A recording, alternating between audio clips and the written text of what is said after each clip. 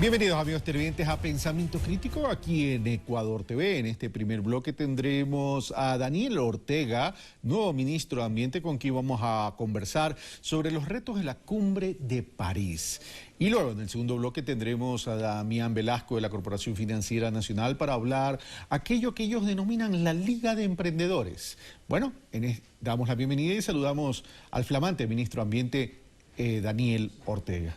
Señor ministro, muy buenos días, gracias por estar aquí, felicitaciones por su nuevo reto, por cierto, y comienzo haciendo la primera pregunta, que es una pregunta que cae por su propio peso.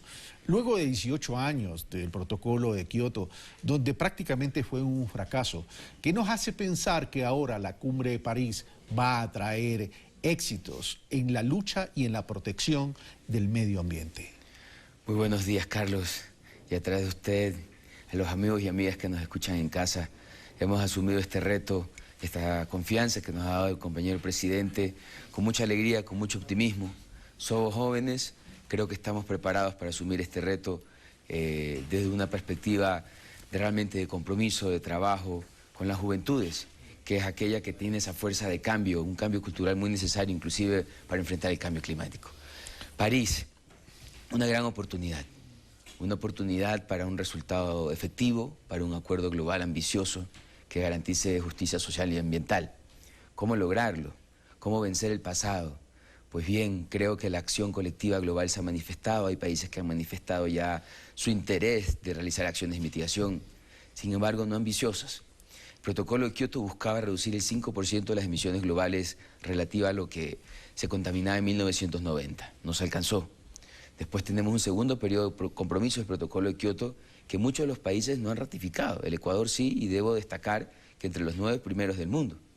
Eso nos permite a nosotros llegar con una calidad moral muy alta, porque dentro de casa estamos haciendo grandes cosas como el cambio de la matriz energética. Pero el tema, señor ministro, sí, que la calidad moral no basta cuando hay intereses geopolíticos y de países muy industrializados y países con bastantes recursos. El propio secretario de Estado, John Kerry, ha dicho que los acuerdos de disminución del CO2 no deberían ser vinculantes. Y si no es vinculantes, y voy a parafrasear a alguien muy importante dentro de lo que se maneja la Cumbre de París, es como estar en una reunión tomando café. Sí, por supuesto. Ecuador está comprometido en sus cambios, pero no podemos engañarnos. El cambio climático es un problema de geopolítica global, donde existe una tensión entre potencias emergentes, económicas, y aquellas que de otra manera se han visto también en los nuevos tiempos en situaciones distintas, económicamente hablando. Eso no puede permitir tampoco que ciertos países secuestren o condicionen los resultados de una negociación que nos perjudican a todos. Ecuador solo, por supuesto, tendría una situación muy compleja. Este año tenemos una ventaja, somos la presidencia pro tempore de la CELAC, de la Comisión de Estados, de la Comunidad de Estados Latinoamericanos y Caribeños.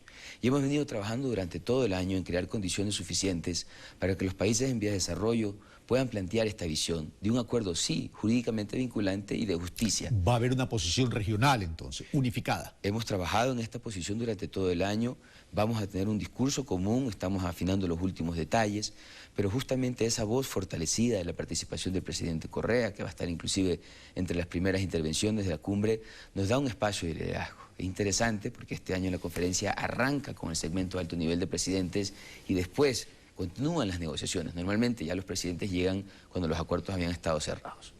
En el tema de Estados Unidos, pues es el único país que no forma parte del protocolo de Kioto. Entonces, conocemos normalmente las limitaciones que pueda llegar a tener dentro de poder acordar acuerdos jurídicamente vinculantes. Recordemos que lo mismo sucede en el tema de derechos humanos como lo sucede en el sistema interamericano. Pero también han mostrado un interés de, a través de ciertas medidas internas, accionar. Creo que lo que tenemos que lograr es alcanzar esa área común donde todos nos sintamos cómodos, porque la característica de legalidad es para poder cumplir. Pero el tema es que si no hay un acuerdo vinculante, prácticamente lo deja a la buena voluntad y no hay un marco jurídico internacional que obligue a los países a cumplirlo y a su vez a los países a repetirlo contra sus industrias. Pero vamos a lo siguiente. El tema es, hay que disminuir el CO2 porque hay que evitar el incremento del calentamiento del planeta, en ese sentido. Pero adicionalmente, esta disminución tampoco puede ser lineal para todos los países. Evidentemente, hay países que en vías de desarrollo tienen que disminuir, pero tienen que disminuir en menor proporción que los países autollamados desarrollados, por dos razones fundamentales. Porque primero, necesitamos los recursos no renovables para poder cerrar brechas sociales, por un lado, y por otro lado, porque no tenemos la misma, no somos los mayores contaminantes del planeta. Hay que aproximarse a estas discusiones desde el punto de vista de justicia. Y tratamos de verlo de justicia histórica, justicia intergeneracional inclusive. El problema climático es un problema que hemos heredado, que condiciona nuestras actuales condiciones e hipoteca el futuro, en el sentido que muchos de los recursos que estamos utilizando y que hemos avanzado, por ejemplo, en el cambio de la matriz productiva y en el cambio de la matriz energética, se va a ver seriamente afectado por el cambio climático, en el cambio de regímenes de lluvia, en la infraestructura y en muchas formas. Y esto pasa también a nivel global. Entonces hay un sentido de responsabilidad, sin duda alguna todos tenemos que hacer algo, pero esa corresponsabilidad tiene una condición histórica y existe una deuda ecológica global histórica, como bien lo menciona el Papa Francisco en su encíclica, que tiene que ser satisfecha. Cuando hablamos de un acuerdo de justicia climática con características vinculantes, es un acuerdo que reconozca esas diferencias y ese nivel de acción diferenciado que cada uno tiene que tener. Ahora, pero el tema pasa por lo siguiente también. La región tiene el 42-45% de las fuentes hídricas del planeta.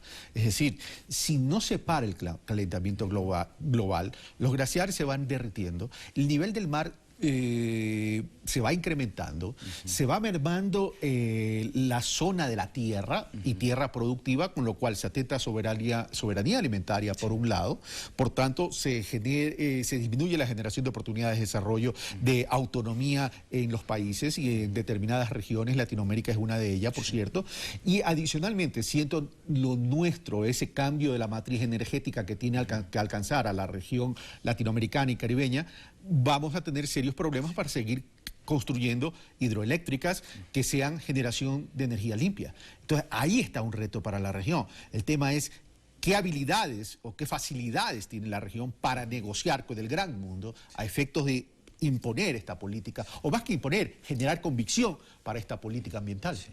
La máxima prioridad regional, sin duda, es la erradicación de la pobreza. Y la erradicación de la pobreza extrema, ante todo. Tenemos una región con 69 millones de personas viviendo en extrema pobreza. Eso quiere decir que viven con menos de $1 al día. Ese es nuestro horizonte verdadero y real. Aquello que contribuya a generación de empleo, a un progreso económico y social, va a permitirnos ser mucho más sostenibles también en lo ambiental. ¿Qué quiere decir esto? Que la manera como podamos avanzar nosotros en esta negociación, planteando esas vulnerabilidades que nos afectan hoy, no mañana. El Cotopaxi en los últimos años ha perdido el 30 al 40% de su capa glaciar. Eso quiere decir que toda la fuente hídrica que alimenta el sector productivo agrícola, que inclusive alimenta nuestras fuentes de agua potable, está siendo amenazada. Si nosotros en el nivel que hemos alcanzado de progreso en estos 9 años de gobierno ya casi, ponemos sobre la mesa la condición que tendremos hacia adelante para avanzar, es muy difícil. La CEPAL dice que el cambio climático a nivel regional ha llegado a determinar, nos va a costar más entre el 5% del Producto Interno Bruto regional en los próximos 100 años. Eso quiere decir que las islas caribeñas, que el día de hoy ya son vulnerables porque el nivel del mar está subiendo y que tienen condiciones también de extrema pobreza sensibles, van a tener grandes problemas para salir de la trampa de la pobreza. Ahora, ese es un dato conservador de la CEPAL, porque si es que no alcanzamos a disminuir el CO2 en el porcentaje que se está hablando, podría haber una disminución del Producto Interno Bruto de un 20%, me refiero al Producto Interno Bruto Mundial. El Producto Interno Bruto Mundial. Ahora, cuando eso también lo analizamos en términos de temperatura, ya ahorita estamos 2 grados, alcanzando una tendencia de emisiones que nos va a llevar a 2 grados de incremento. Esto es sumamente fuerte para nosotros, ¿no? Va a cambiar todo el régimen de producción, afectaría a la industria bananera. Hay que realmente ser conscientes del grado de vulnerabilidad que tenemos, pero sobre todo nuestros ecosistemas, la Amazonía, la biodiversidad se va a ver afectada en términos de especies. Estamos perdiendo especies, el cambio climático es una de las principales amenazas, pero en lo humano mucho más aún. El cambio climático es la principal causa de muerte de los niños. Ahora, usted mencionó como eje central el tema de la necesidad de disminuir la pobreza y en consecuencia, pues, al mencionarlo de la forma que usted lo indica y lo comparte con nuestro público, significa que esto es un tema que también está relacionado con el tema del medio ambiente. Pero para disminuir la pobreza se requiere también políticas parametrizadas y uniformes de la región y del mundo. En ese sentido, ¿se ve al ser humano como parte del ecosistema, actor principal del ecosistema? Por supuesto, hemos acordado una agenda en Naciones Unidas al 2030 en estas condiciones sin duda de crisis sistémica que representa el cambio climático para poder alcanzar un desarrollo sostenible al 2030. Quiere decir que todo ese progreso ambiental y el progreso social siempre va a estar de la mano de un progreso económico. Yo creo que es la forma también como asumimos un ministerio con una perspectiva de avanzar aceleradamente en el cambio de la matriz productiva como elemento esencial y potenciador de la erradicación de la pobreza, pero al mismo tiempo de crear mejores condiciones para enfrentar un problema como el cambio climático. Vamos a París dispuestos a defender los intereses nacionales, vamos a París con una voz regional de esperanza. Sabemos que la tarea no es fácil, pero París tiene que volver a ser esa cuna de luz. Creemos y confiamos en que las negociaciones van a arrojar un resultado de justicia social y de justicia ambiental.